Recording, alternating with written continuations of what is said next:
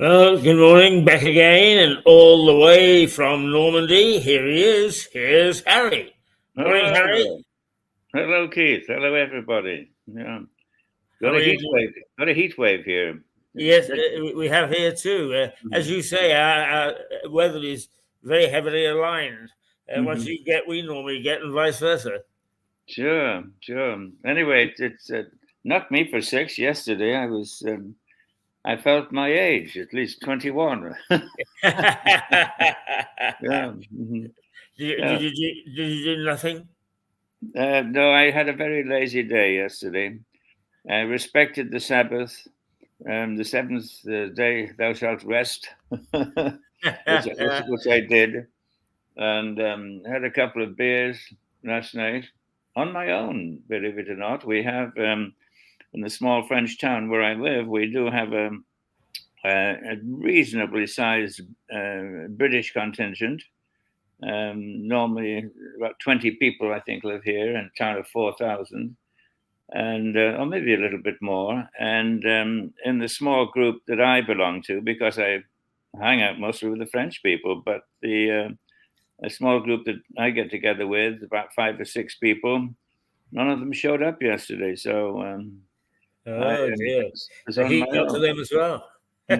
Yes, but Well, that's I very. think about it, Harry. As you know, we're treating August as a sort of slightly experimental month and testing one or two things. And yesterday, I actually put her on for 15 minutes live, and I'm repeating it today at midday. Is our young 11-year-old Bo, who acquitted herself, I think, with some distinction and was very good. Slightly nervous, but I think she's going to be fine. But the reason that I mention this is um, uh, we should seriously take a look at what we're going to do between our two towns now. And you were going to get your beautiful young lady from the tourist board back on, so perhaps we can discuss that with her. I'm still quite keen to because it's fairly uncomplicated and easy to do, is to get our archers going. Sure, I think so. The problem that I think we faced before is the question of comparable size, and some sort of I won't say technical equivalence, but two towns that are sort of similar in their activities lead to a better twinning arrangement. But I thought there was a problem. Lewis is already twinned with somebody. Yes, we can't formally twin, No. but the really common thing between the two towns is it's concern and looking after its medieval background. Mm-hmm. And I think that we could have a very good and close relationship between our medieval activities. And that's why I'm suggesting we set off with archery, because there is a lovely story to go with that, which is when the French invaded Lewis and took over the town. And they attacked the priory, and the prior had gone off down to a little town on the coast. The name has escaped me for a moment. It'll come back in a moment. But it was a diversion, and the French sailed up the Ouse and attacked Lewis, and they couldn't actually break down entry to the priory, which is where all the good things were, the jewels and the gold and so on. And in the French annals somewhere, it pays tribute to the bravery of the French archers. Mm-hmm. And we know more or less the little section of wall that's been preserved where they attacked. So I thought that it is because some of these things take a long time and bureaucracy and so on. Something we could do fairly quickly with goodwill from your medieval people and tourism people and our medieval people and tourism people is we could start fairly modestly with this archery competition based on the 100 Years' War. Well, that's interesting. The archery competition could be a part of that, but the basis that you outline there, I think, makes a lot of sense. The link between Lewis and Normandy, of course, goes back to the Conqueror. Yes. And it was one of the Conqueror's chief lieutenants, perhaps his very chief lieutenant, Varenne, who built the castle at Lewis. Indeed. Yeah. So there's a very strong link with Normandy, and since we're in Normandy, that certainly it's an idea, a basis that could be developed, and I'm all for that. It may be that the link is not the delightful young lady from the tourist office, although she would be involved. There's no question about that. But the president of our local historical society, the more I think about this, because he's a recently retired school master, senior master at the local, what you would call grammar school, but he has a doctorate in medieval history, and so I'm sure he'd be delighted to get into this, and he's already responsible for the protection of our old castle here, which was built by Henry I, started by Henry I, and so he would be a likely chap to get on board. I think so. Should we start by inviting him on this program with you?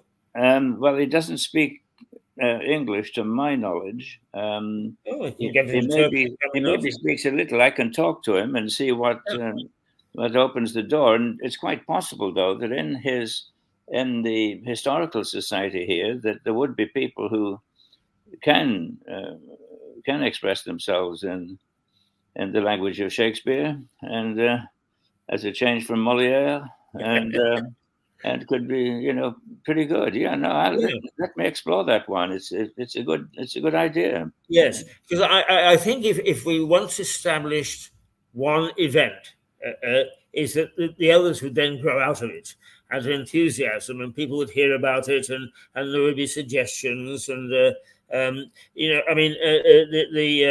Varenne built the castle, and Gundrada, his wife, who actually built the priory, which is based on the French. Which order is it? St. Pancras. Which order of the? That'll come back to me in a moment too. Yeah. Names that actually disappear. But of course, we've got a chunk of the priory left. Gundrada is buried in Southover Church, which is historic. So there are a lot of things around, sort of just that small thing that we've suggested that could actually be brought in. And indeed, I very irreverently said on one occasion that there is some argument that Gundrada may well have been the sister-in-law of the Conqueror, and she was very anxious to build this priory, and I said that she would go down on a Sunday afternoon to tea with William, and would sort of say, as families do, now, William, I want to build this thing, and he would say, no, I'm not so keen.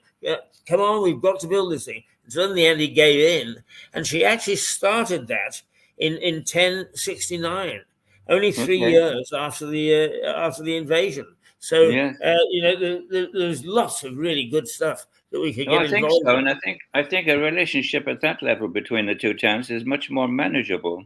Absolutely, because it doesn't have to go through all of these tedious formalities and what have you. That's right. And mind you, it could be the Achilles heel of going further, because if that were a success, you could be damn sure that the politicians would climb on board, and That's right. and they'd want to be front and center and recognized, and the mayors Yes. and the ceremonies and what have you. But once we've actually got the archers, Harry, we could fight them off. Yeah, I'm being very cynical about it, but politics being what they are, and we see that happening all over the world at the moment. But I mean, for instance, Henry in the Battle of Lewes, Henry was down to take part in a feast, a religious feast in the Priory grounds. Mm-hmm. And that's why de Montfort managed to catch him when he was had a couple of drinks. And I think that from time to time people have sort of said, yes, well, we should really have that feast done again. But that would be a good one as a follow-on to get the St. Pancras feast going again and recreate Henry being there when he's caught by de Montfort. Well, again, excellent idea. That could be featured just like the archery, like the feast and all the rest of it. That's a very good link. You've given me good ideas there, because if Henry is the common factor, it would work out well, because, as I say, Henry played a major role in putting Domfront on the map and building the castle here, which became one of the most important castles in Europe. It was, I think, the third most powerful, most defensive castle in Europe, and had to be destroyed unfortunately, during the Wars of Religion. So, in case it fell into the hands of one side or the other, the Protestants or the Catholics, and they didn't want that to happen because it was impregnable, and so they destroyed it in 1610. So unfortunately, we've only got a ruin left. It's not the castle of the former glory that it had, but it truly does anchor the time of Henry I. And if we can link the two with Lewis, that would be wonderful. Absolutely. Now, the other thing is, I did a series of articles for a local magazine at one time, and I investigated whether the Templars actually fought for Henry III at the Battle of Lewes. And there is some evidence that they did, even though they didn't necessarily, go charging in as Templars. So that's something else I think that could be investigated. I'm trying to think of those things which people haven't latched onto, that are there to be looked at with imagination and flair. Well, now, is there in fact an historical society in Lewes that yes, there are a couple on board? There are a couple. I have a tendency to think that we need to tread with caution, because some of them are as what should we say? Well, if there are two, are they in competition with each other, perhaps, or? Yes, but I mean, I can certainly do a little bit of investigation on that if we decide that we want to push ahead. So let's find out from your people whether they would be interested. Sure. Okay. Well, I'll check it out with my people. Yeah. Good. Okay. Excellent. Good. Our experimental minds have clicked in this. We almost call it the phony war before we start off in September. Good. So now, are things getting back to normal in Britain after the upset, the riots, and what have you? Or? Well, Deck has just arrived, so the pub is in good hands again. Morning, Deck. Yeah, he's very busy as usual.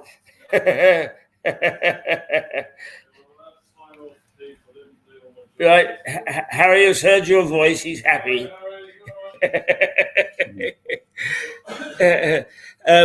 Is one concern, Harry, and I don't know whether this is something that you thought about, but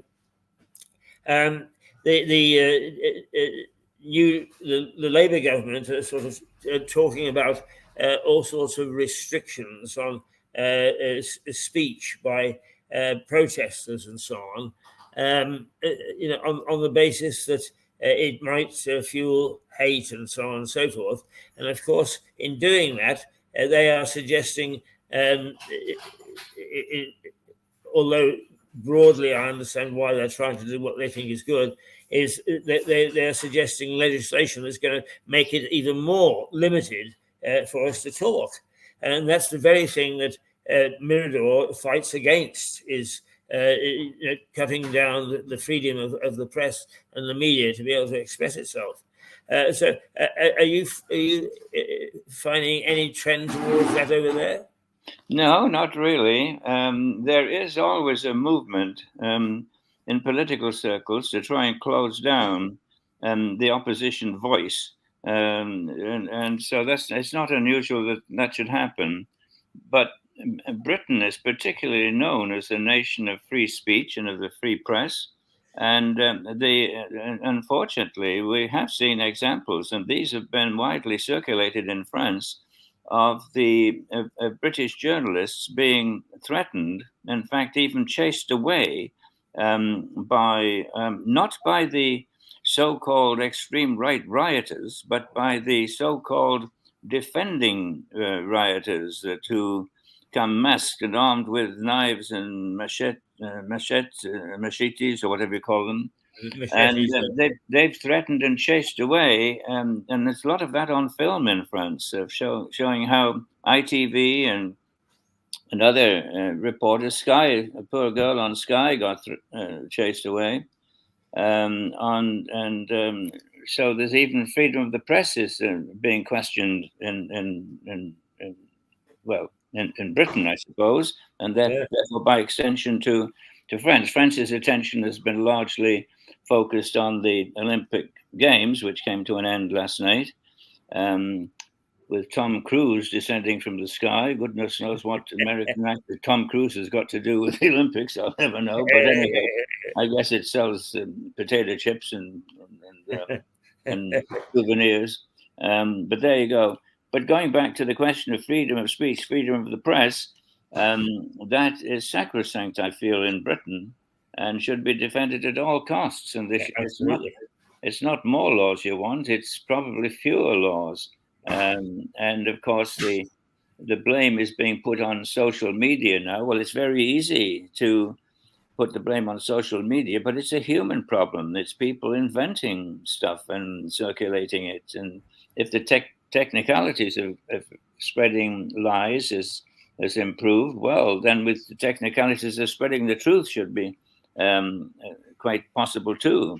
So I don't know. I don't think we need more rules against freedom of speech or more rules against the press. I think we've got to keep it open. I would agree with the philosophy of Mirador.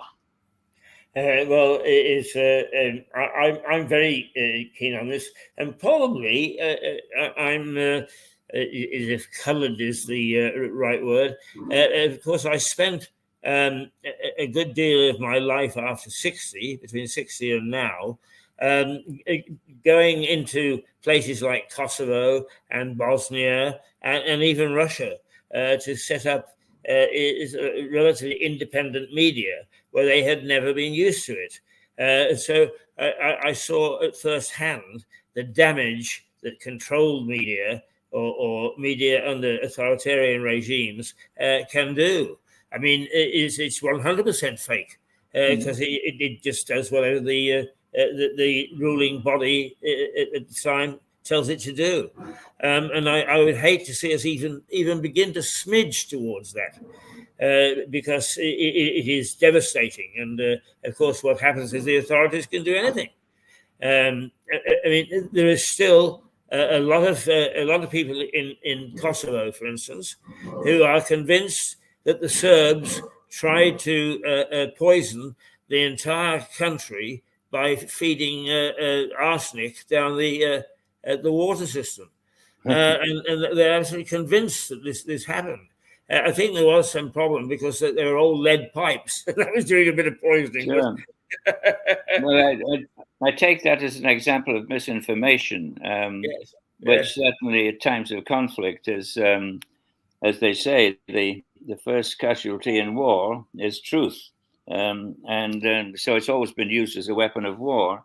But the concern I've got is not so much totalitarian government as the fact that the societal shift. And now, what do I mean by societal shift? You've got the tides of the ocean. They come in and they go out, and with them they bring bits and pieces, and the tide of public opinion is such in Britain, and to that matter in France, that certain subjects are taboo. Now, that's not necessarily the political leaders that are furthering that thought. It's just popular thought. It's social trends. It's the social dynamics, and that's got to be dangerous, because at the moment there are certain subjects that you're just not allowed to talk about in Britain. You're not allowed to talk about immigration. Immigration was the largest single element that got the Conservative Party thrown out. The largest, it was the people in the streets were talking about it, but publicly they couldn't. And it was the fuse. And when that was lit, the explosion happened. Now, then they brought many other factors into play, and it added to it so that it became a broader question than immigration. But you're now not allowed to talk about immigration, because immigration has been equated with racism. We're implying that it's immigration because the people come from somewhere else, maybe a different color, different culture, different philosophies. So it has become not allowed to be talked about. But that's the public's, the groundswell of public opinion. So we become almost our self-censors. We censor our own conversations. We've moved into a world where diversity is king. The last thing we want is diversity. We want to absorb people and make them become good citizens of a new melting pot country, because Britain is changing all the time. We don't want them to become English in the Victorian sense. We want them to become part of the nation and help in its progress and help in their progress and participate in the ongoing adventure which began 800 years ago. So the last thing we want is diversity. The last thing we want is multiculturalism. And to that degree, the right level of immigration can be encouraged. Selective immigration. Let's be selfish. Let's get the good people in and leave the bad people out. Let's leave that to somebody else's problem.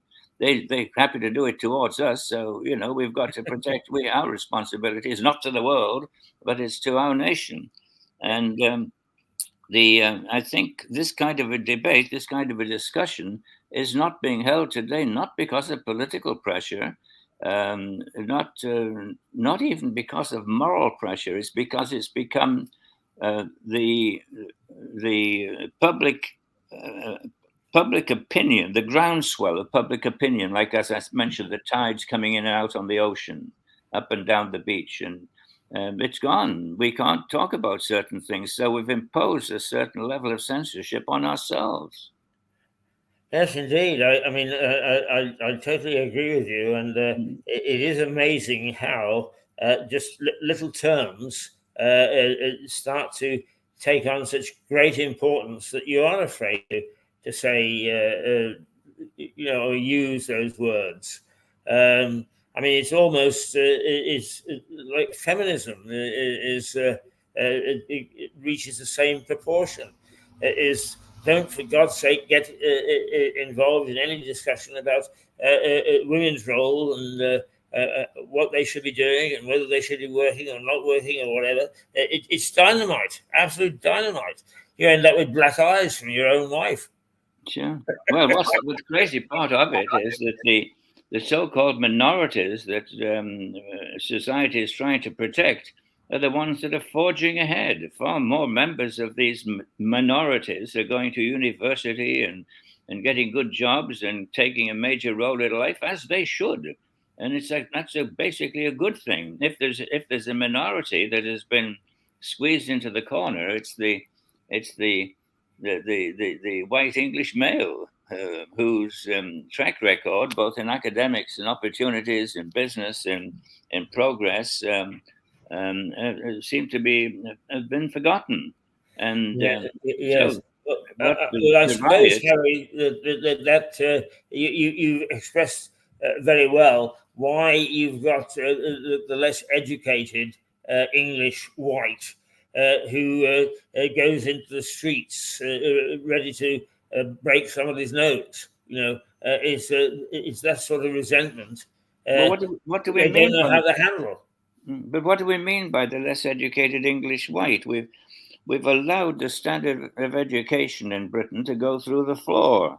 Yes, exactly. We've created scores of universities which shouldn't exist, and dropped the standard of entry at the moment because of the dearth of foreign students. The universities are desperately trying to get English students into them by dropping the A-level requirements and all sorts of things.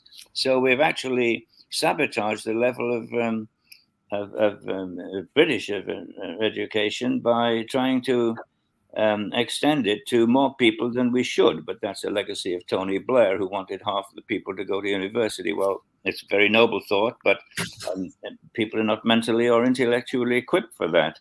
And so the jobs that should have been accruing to these people have been filled by immigrants, so they feel they're dispossessed, and that's where the reaction coming from. Now, their reaction is, you can call it right-wing mob reaction, but that's too convenient a title. It's a reaction on the part of the dispossessed, and if they resort to thuggery, it is because they're ignorant and uneducated. Yeah.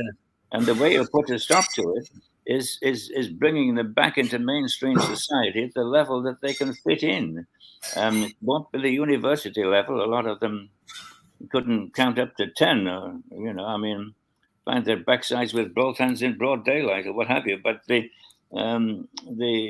but there's a need to reintegrate them into society, much more so than there's a need to reintegrate the so-called minorities. They're looking after themselves and doing extremely well. And so I might worry less about them than the disadvantaged white English uneducated male to a degree. I suppose I'm being a little bit cautious there. I suppose it would apply to young girls and young boys as well in that category. And I think I've mentioned before, when I started off as a young reporter in Middlesbrough, I was very familiar with the back streets of Middlesbrough, Cannon Street, and all the rest of it, where this was the breeding ground for this kind of people, and society has passed them by. So I'm not surprised at all that they're reacting. So simply to label them and condemn them and throw them in the slammer, well, there's no place in prison at the moment, so I don't know how that's going to work out. I don't think it's the right solution. They need to come down hard on thuggery. There's no question about that. Everybody agrees with that. But there should be equal policing on both sides. I mean, when TV reporters are threatened with knife-carrying thugs with masks, I mean, they're not the right-wing thugs. I don't know who they are. There's somebody else that's taking advantage of it. It's supposedly in the interest of ethnic minorities. I do feel that it's a very legitimate complaint that we're being subjected to a level of two-tier policing in Britain. And I think that unless we meet that head on and talk about it, I mean, the thousands parading in London every weekend, so that the poor Jewish people don't even dare go near. It's not a safe place to be, London, anymore. No, and to be quite honest with you, I mean, I think to some extent the police themselves have been intimidated by what's going on around them. One of the Labour ministers this morning has said that the police have lost the confidence of the public.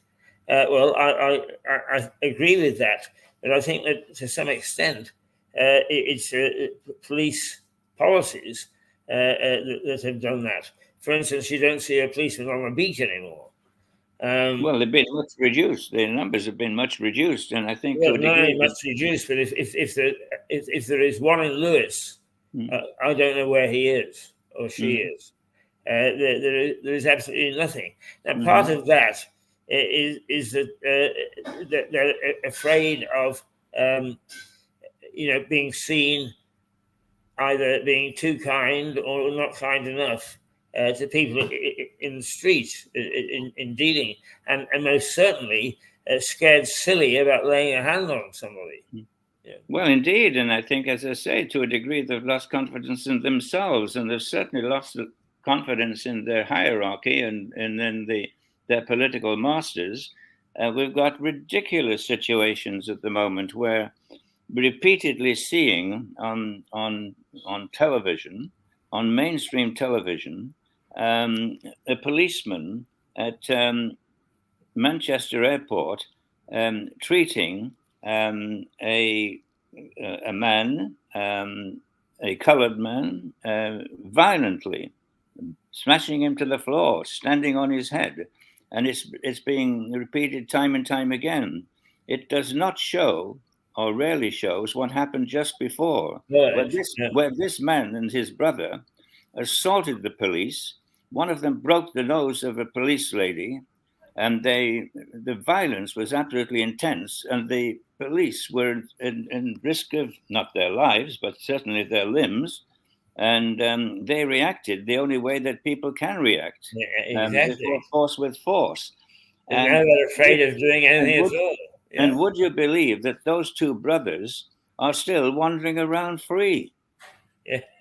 Yes. Whereas some guy that's standing watching a protest in Middlesbrough is thrown in the summer for 3 years. Yes. I mean, now, Harry, isn't it strange? Two-tier policing is manifest. The lie is in the whatever. A policeman just walked by the window of the pub. The first policeman that I've seen in a long time. Mm-hmm. And actually, he looked in here, and my first thought is, I wonder if he's come to arrest me. Anyway. Oh, he's still around. He's looking in cars. Well, maybe he's been sent to arrest us. Yes. Goodness gracious me. Now, that's the first policeman that I've seen in a long time. And you know, in many ways, our media here tend to look down at our Canadian cousins in sort of dismissively. But you know, the relationship between the media and people like the police and the ambulance and City Hall and so on was 10,000 times better than it is here. There is no effort made. In fact, I'm not sure whether it was on a program that you were on last week. I went down to County Hall just last week, I think it was, and I'm challenging a bill that has been sent to me for some caring services, which I didn't order and didn't want. But anyway, I went in and I said to the lady at the front desk, and where is your communications department? And basically she looked and looked around and had a quick word to her colleagues. Said, I don't think we got anything like that. To which I then wrote to a county councillor that I know and I like, and I think he's a very good county councillor. But I said, you know, do you not have a communications department? And his response was, well, I'm pretty sure we do, but you better check with the chief executive. Nobody knows where the communications people are or what they do and how they operate and so on. And that is of a public body which looks after an area of a huge area in the county and a big population, I mean, millions. And they don't have an effective communications, internal one, let alone external. That is perhaps a microcosm of what's happening in the public service sector throughout Britain and maybe throughout the world. More and more state employees, fewer and fewer people employed in the private sector, and fewer people generating wealth and more people absorbing wealth. and the services provided for that increased wealth are actually diminishing. And the extreme example would not necessarily, I doubt if it would be Lewis. I think that would be maybe rather typical. But in Whitehall, the sheer extent to which bureaucracy has grown by the hundreds of thousands in Whitehall is truly amazing, and that the power that they have, where they can actually impede, can't block, but impede the aims and ambitions of the government. There's actually an article, it was either in yesterday's Sunday Times or today's, about the lady who undertook the investigation into Boris Johnson's. Sue Gray, yes, Sue Gray. Yes, is now actually doing exactly what you described. She is blocking people from getting to Keir Starmer, or Keir Starmer getting to people. And well, they don't even know. Yeah, well, she's chief of staff. I mean, that's an amazing story in itself. I mean, she was put in charge of the Johnson inquiry, or the inquiry on Number 10, or whatever, the Partygate inquiry. Yes. And all along, she was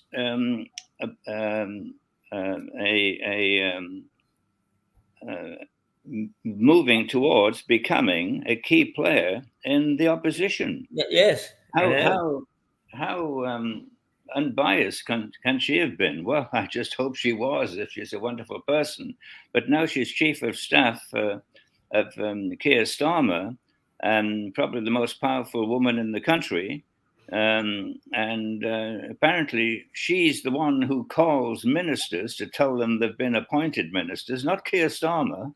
She's done it. A couple of ministers have come out and admitted that they got the call from her. I mean, that's pretty heavy stuff, in my opinion, because the symbolism of that. If Keir Starmer wants somebody to be a minister in his government, he should at least have the decency, the courage, the wit to phone them and tell them himself. Or even invite them into the local bar and tell them over a beer. But I don't know. But not this dispassionate way through the chief of staff. So a very powerful woman, and she is wanting to dispense it, so it says, with the services of Starmer's key advisor, a guy. What's his name? Sweeney or something? I'm not sure what his name is. But she is gradually removing him physically and practically from proximity to the prime minister. His office has been removed twice to make him further away from the prime minister. I mean, what's going on in 10 Downing Street? And mind you, the same thing happened under Boris Johnson. What you need, I don't think Maggie Thatcher would have tolerated that sort of nonsense. But we get these leaders who are not leaders. They're charismatic figures to a degree, and they've got qualities. They've got great qualities. And Boris Johnson promised the earth and didn't deliver it. Well, he delivered Brexit, but didn't exploit it. And Keir Starmer is bringing methodology to management, to the government of the nation. But I don't sense any sense of leadership spirit in the man. It's not surprising that these palace revolutions are going on behind the scenes constantly. And I think the Sue Gray affair at the moment is a typical example of that. Yeah.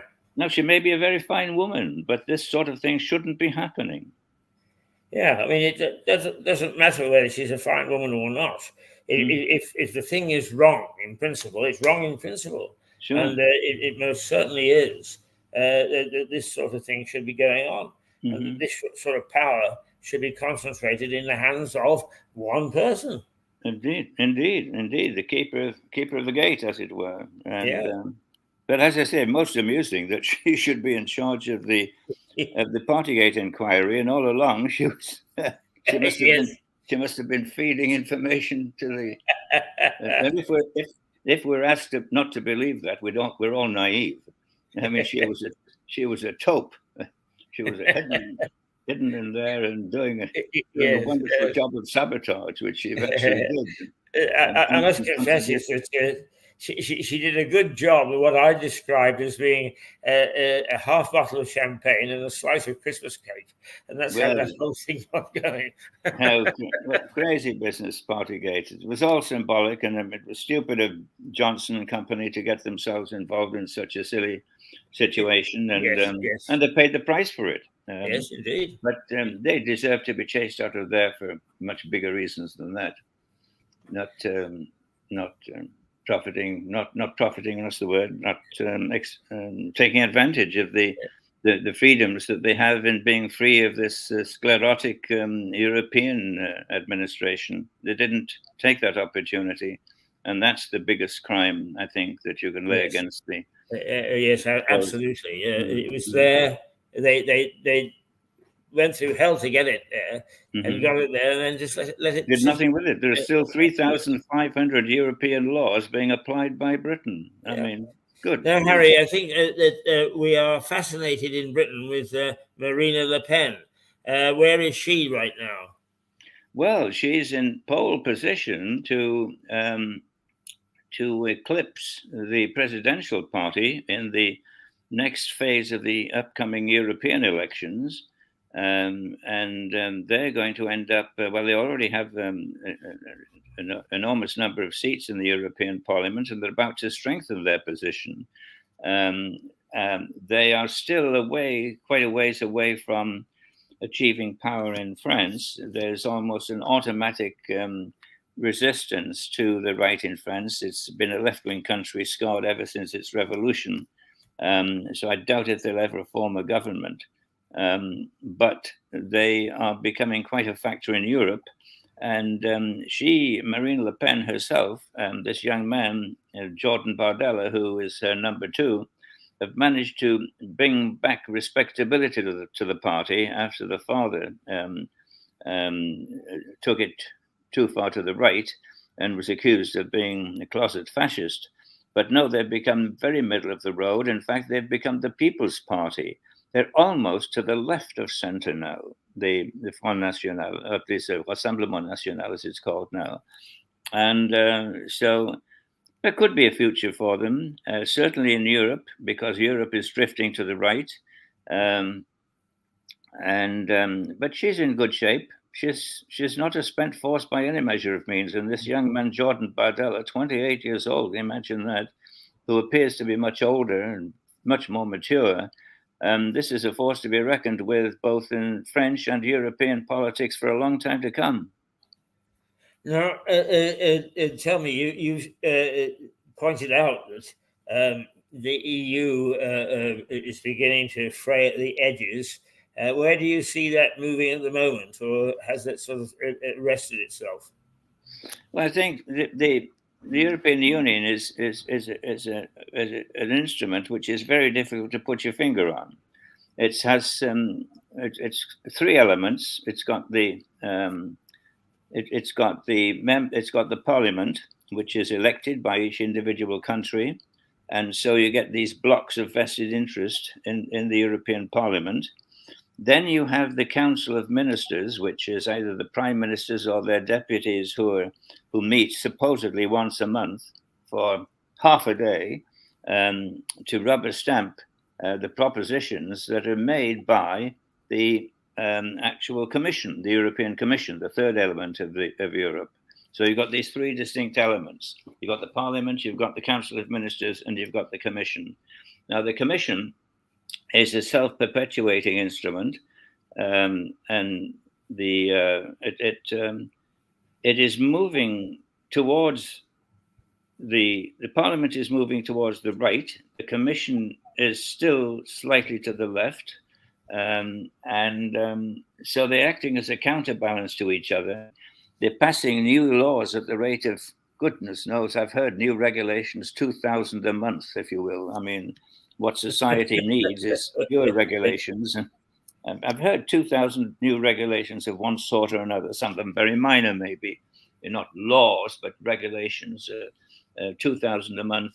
I mean, and it's hamstringing modern society. And as they seek to make a Norwegian out of a Greek, and a Portuguese out of a Scandinavian. I think it's a futile exercise, and it's just jobs for the boys. And some of the salaries that are paid unbelievably high salaries for people to do very little. You get back into this massive bureaucratic machine, which becomes a law unto itself. Yeah. So I think Europe is solidly embedded. I don't think it's going to disappear, but it has a negative influence on the flexibility and potential of Europe to compete with either Asia or even the United States. I'm an anti-European myself. I do not believe it is contributing to the opportunities that should be available to, as I say, a more flexible society. Yes, no, I'm with you actually, but I actually worked. Well, I say worked. I consulted on a communications basis with the Department for European Integration in Bosnia, and it gave me an insight, perhaps that I wouldn't have otherwise had, into the corruption and the paternalism and favoritism and all sorts of isms that the European Commission it was able to get up to, and it appalled me, absolutely appalled me. But you're right, very little can be done. Now, if this drift to the right continues, can you see that ever being a threat to the EU? Not really. I think it will allow nations to explore or exploit their nationalistic tendencies to a greater degree. But there's so much money swilling around that so many activities in Europe are beholden to following the European line. So I do feel that the key element, which is, of course, the European Commission, will be in the driver's seat for quite some time. Right. I mean, there was some suggestion that one or two countries were taking heart from what had happened with Brexit and perhaps making noises about Brexiting themselves. Are those noises still around or not? Yes, it is. You see headlines in France which call it Frexit, instead of Brexit, Frexit for France, and quite good arguments put forward and quite a strong movement towards that. But I don't think it'll happen because, not in the immediate future. One of the reasons in France's case is being that Germany has been considerably weakened by its economic collapse. It placed its bets on Russian gas, and of course, with the Ukrainian war, that's gone out of the window, and so they have a real problem with energy. They're having to go back to coal in a fairly big way, and since they closed their last 3 nuclear power stations, so Germany is pretty much of a basket case compared to what it was before. So France sees this as an opportunity to become the major player in Europe. Therefore, the structure of Europe provides them with a decent opportunity. So they're not about to sabotage Europe when they think they can move into pole position, into key position. So even though there is a movement for Frexit to get out of Europe, the aspirations of France, which have always been, France has always sought glory. In the recent Olympic Games, the only objective is to get more medals than Britain. I mean, it's headlines. I mean, and any commentators you listen to, we've got 1 more medal than Britain, or we're beating Britain. I mean, forgot about China and Russia and the United States and things like this. I mean, but as long as we've got more medals than Britain, because the old age, the older fashioned, not enmity, but sense of competition, glory, was so important to them. So if they can find themselves in a top position in Europe, they're not going to miss out on the opportunity. Their problem, France, is that they're so indebted, as indeed are most of the European nations. They're so indebted that if the bankers pull the rug out from under them, the whole house of cards is going to come falling down. And so I think that's the biggest risk that France faces. They've got their credit rating. France's credit rating has been reduced twice in the past couple of years, and so they're in bad shape economically too. But at least they're doing better than Germany. Germany almost looks like it's a spent force. It's going to be a long time before the lights go out. But when you consider some of the figures of what people pay for energy in a modern industrial economy, energy is the key. Can you imagine I don't know whether these figures will mean anything to you or not mean anything to you, but will come as a surprise to you. But already the Germans are paying twice as much for energy as the French, and already compared to Britain, for instance, with the stupidity of killing the North Sea oil and gas project, we already pay for gas in Britain 5 times more than the Americans do. Yeah, we pay for oil 2 times, twice as much as the Americans do. How do you compete with economic superpowers and industrial economies when you sabotage your own to that degree? And they're going to, onto my favorite hobby horse here, they're going to destroy the English countryside with skyscraper high whirligigs, what do you call them, wind farms and things, destroying the quality of life, people's environment, and the economy at the same time. Total idiots like Ed Miliband and the rest of them, fanatics. How does one expect us to be anywhere near being able to compete in the industrial world, which, as I say, is based on cheap energy? And so, no, I mean, it's suicidal.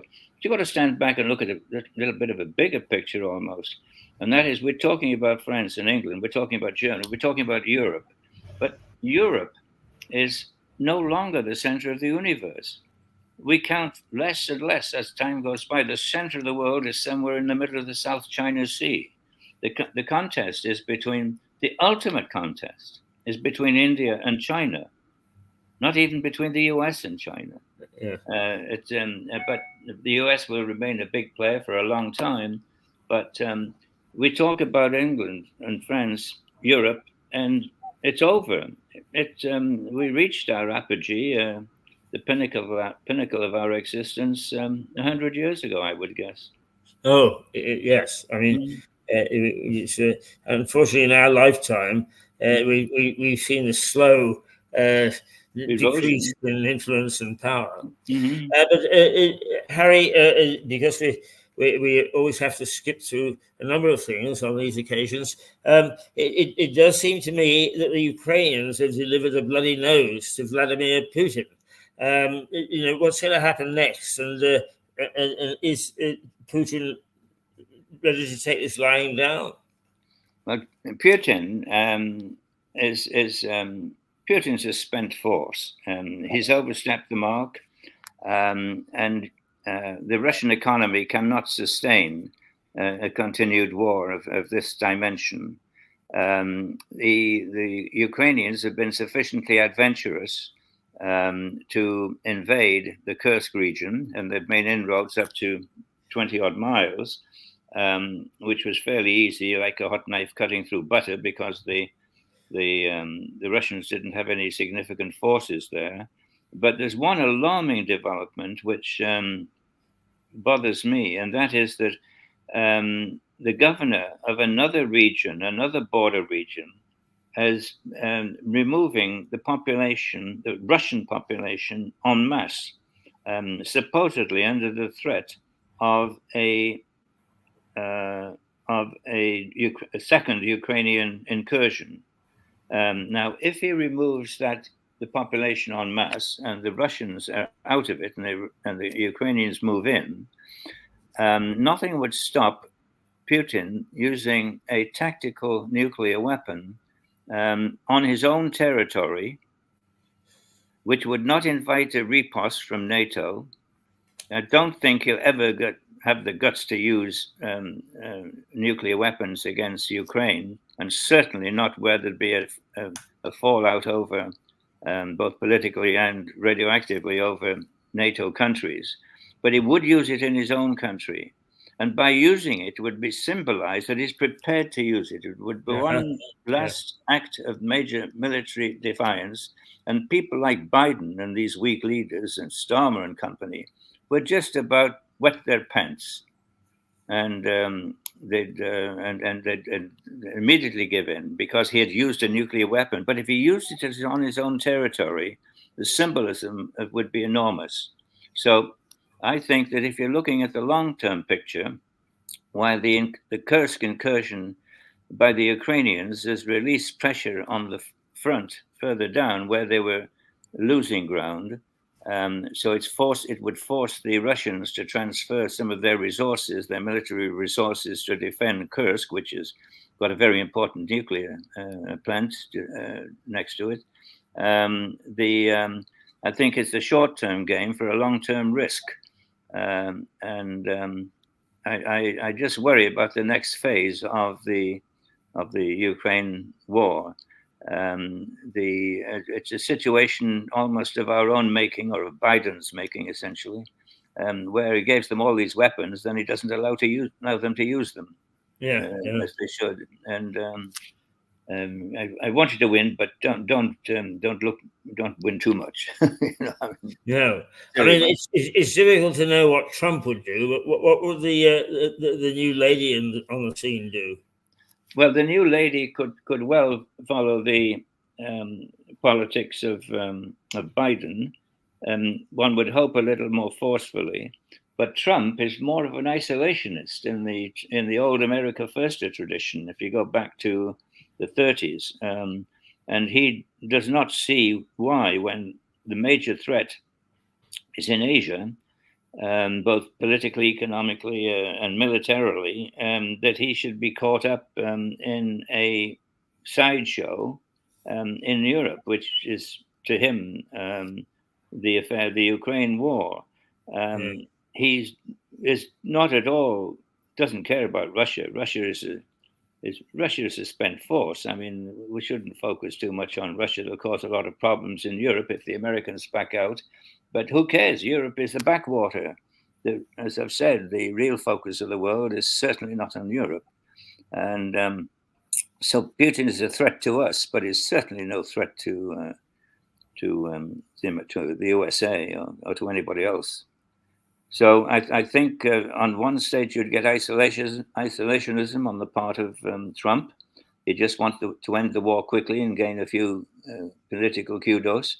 He'd threaten Russia and bring them back into line, and then he'd pull out. The war would be over within, well, he says in 24 hours, but it would certainly be over in 24 days, and with Trump.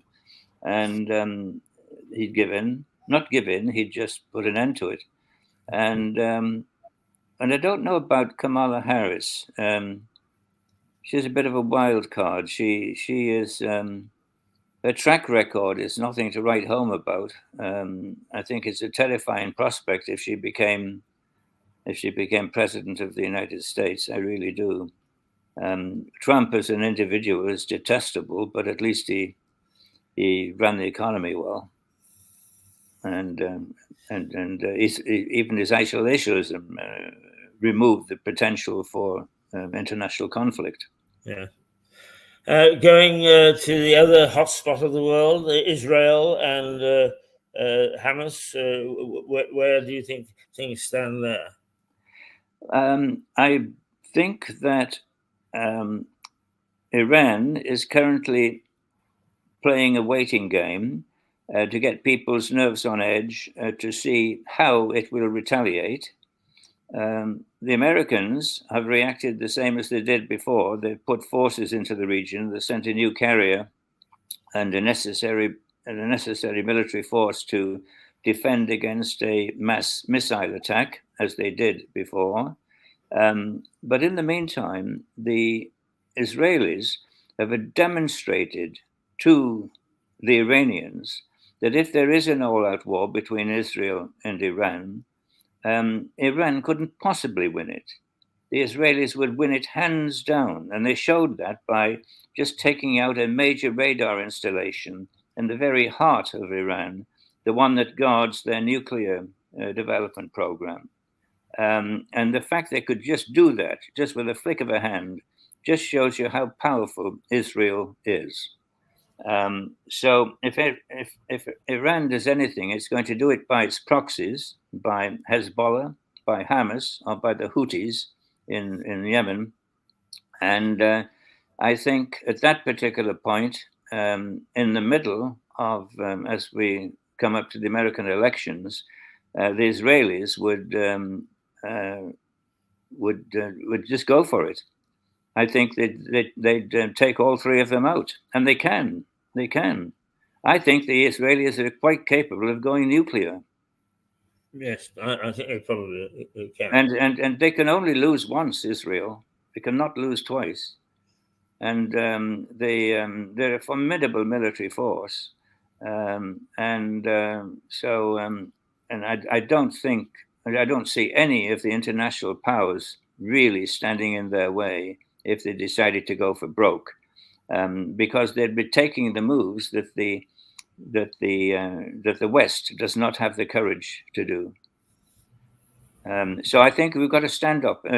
Summarize that, we've got a standoff position in the Middle East, whereas Iran will probably do something, a limited response, just to save face.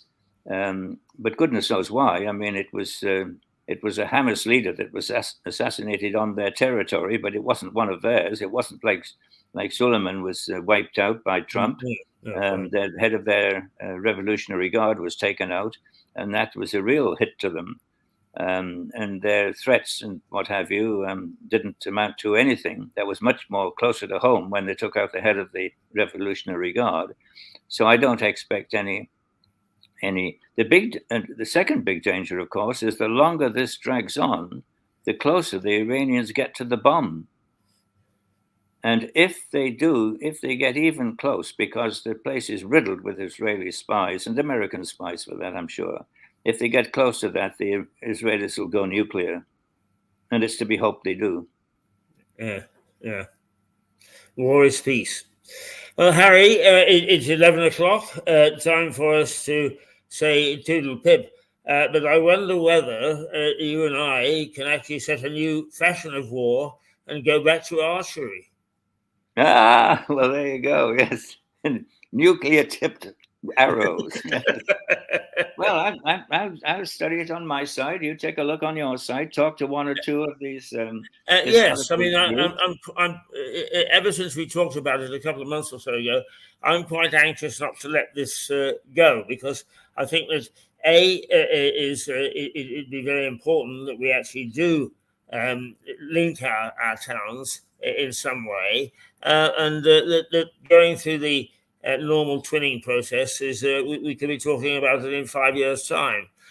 So this is a sort of a fast track way, but perhaps an exciting way, and certainly one that is of great interest to your community and great interest to our community. So that there is what do they say, synergy there, and we should bring that into play.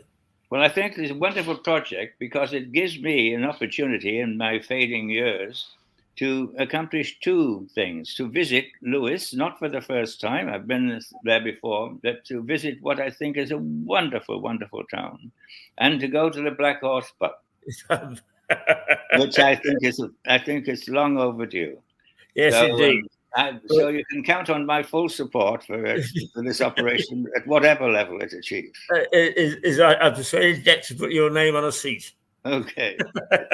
Good show. We'll see you Friday, Harry. All strength to you both. Friday, I think 10:30, isn't it? It is. Well, it's 10 o'clock, I think, isn't it? Oh, 10 o'clock. 10 o'clock. Yes. Okay. Yes. Okay. Well, good. All strength to you both. Right. Bye. Cheers. Bye. Bye, Harry. Bye. Harry Addison, all the way from Normandy, and as usual, a very interesting and informed look at what's going on in the world.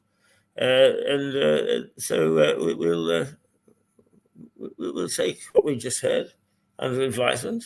We'll have a little think about it. In the meantime, we'll try and get our archers together to go and fight once again the Battle of Lewes and get things going in the 100 Years' War the way that they were. Pain in the bum, actually, it was, but still. Until tomorrow, this is Keith Hayes, Mirador Television. Toodle pip.